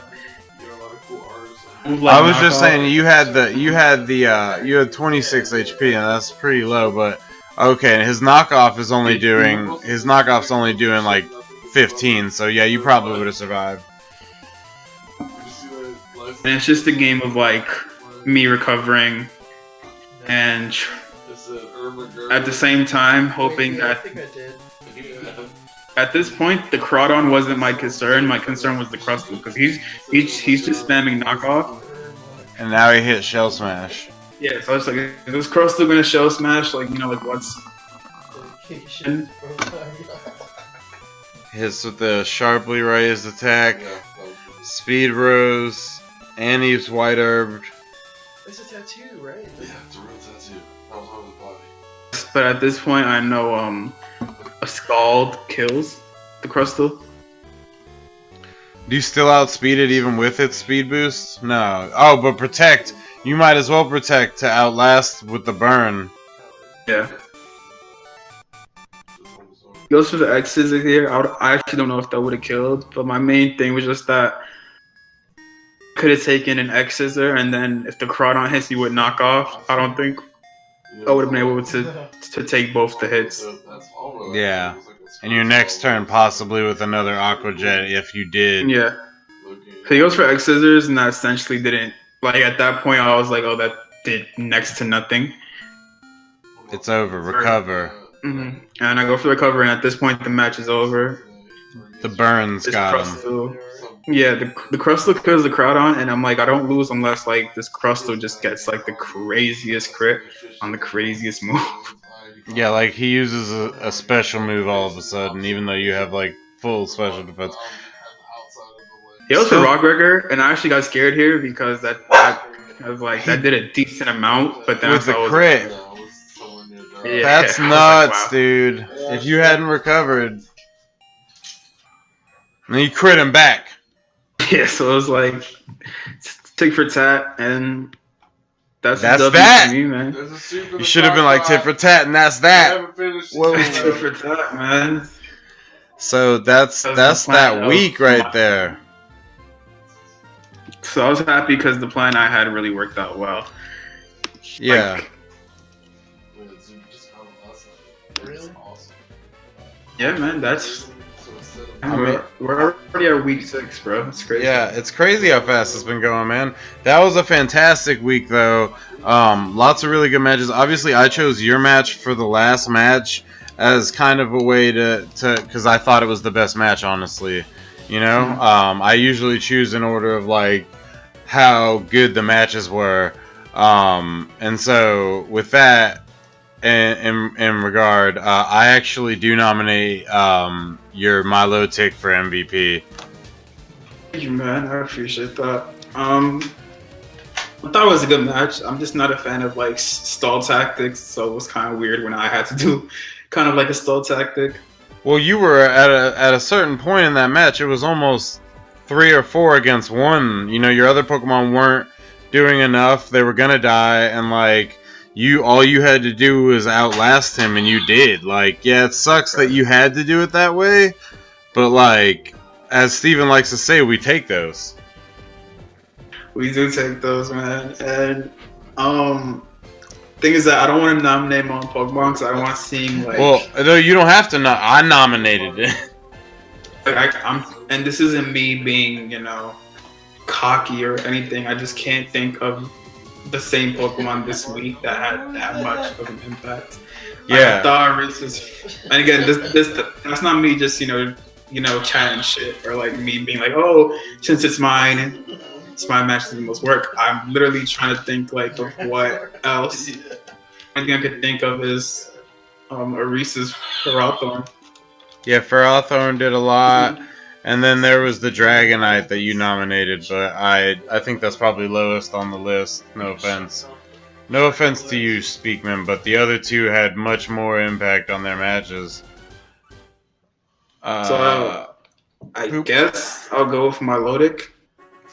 Okay, I'm going to vote Milotic. I'm waiting on the audience to see what you guys want.